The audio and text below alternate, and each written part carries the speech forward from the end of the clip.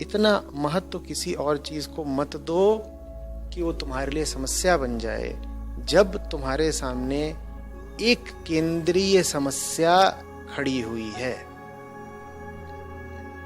यही जीवन जीने की विधि है।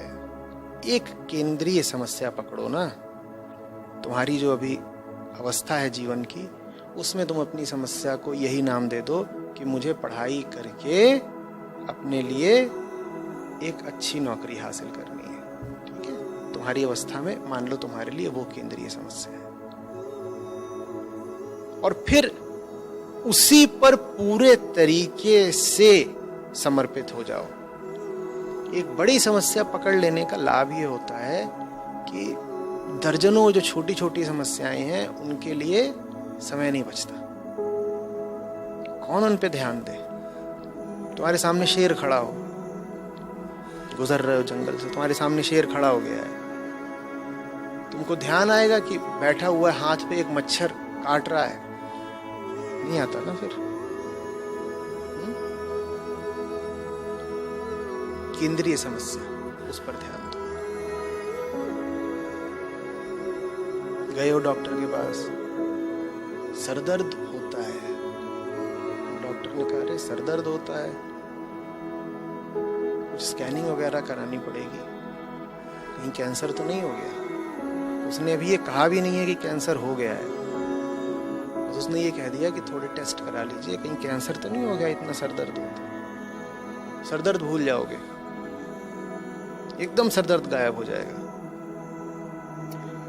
जो चीज महत्वपूर्ण होने जितनी हैसियत नहीं रखती और तुमने उसको महत्वपूर्ण बना लिया, वो तुम्हारी जिंदगी की आफत बनेगी, सर पे चढ़ के बैठेगी, तुम्हें परेशान कर देगी, और इस चक्कर में तुम उस चीज को भुला बैठोगे जो महत्वपूर्ण होने की हैसियत रखती है।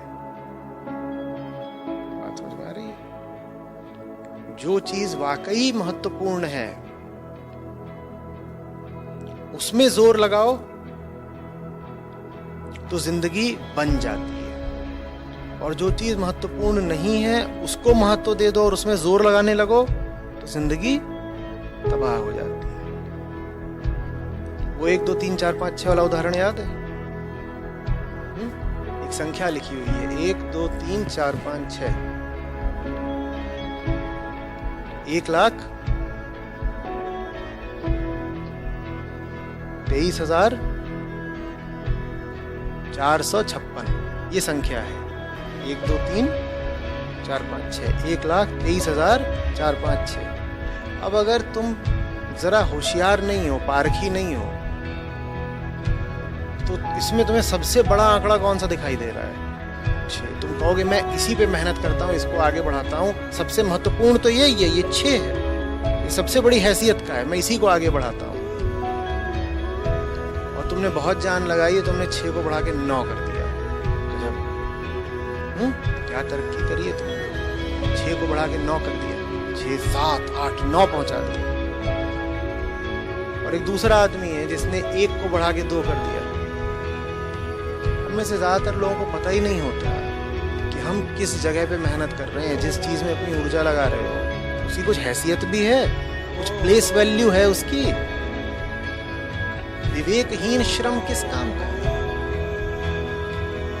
और दूसरी ओर वो है जिसने पहचाना ये जो 1 है ना, ये 1 2 3 4 5 6 में सबसे छोटा आंकड़ा है, लेकिन हैसियत इसी की सबसे ज्यादा है। ये दिख रहा है छोटा ऊपर ऊपर से, इसी की हैसियत है, काम इसी पे करना है। देखो, एक चीज को केंद्रीयता देनी पड़ती है। केंद्रीयता माने सबसे प्राथमिक जगह, सबसे ऊंचा महत्व। तुम जो पढ़ाई करना चाहती हो, अगर वो तुम्हारी नजरों में सबसे कीमती चीज है, तो फिर उसके लिए कुछ भी कुर्बान किया जा सकता है, कुछ भी छोड़ा जा सकता है। अपने आप को साफ बता दो कि तुम्हारी कोई जिम्मेदारी नहीं है ऐसे मौकों पर, ऐसे समयों पर मौजूद रहने की जहां तुम्हारे मन को मलिन किया जा रहा हो, मन में नाहक हलचल और विक्षेप पैदा किए जा रहे हो। कोई तुम्हारा कर्तव्य नहीं है कि तुम्हें वहां मौजूद रहना ही रहना है। दूसरा सूत्र ये है कि जितना ज्यादा बाहर शोरगुल बढ़े, उतना ज्यादा तुम अपने भीतर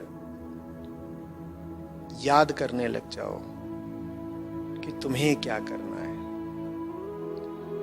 बढ़ता हुआ शोरगुल तुम्हारा सहायक बन जाए, वो तुम्हें और ज्यादा याद दिला दे जाए कि बाहर जो चल रहा है तुम्हें उस तरह के माहौल में आगे भी नहीं रहे आना है। और अगर तुम्हें उस तरह के माहौल में आगे भी नहीं रहे आना है तो फिलहाल तुम उस शोरगुल में प्रतिभागी बिल्कुल नहीं हो सकते।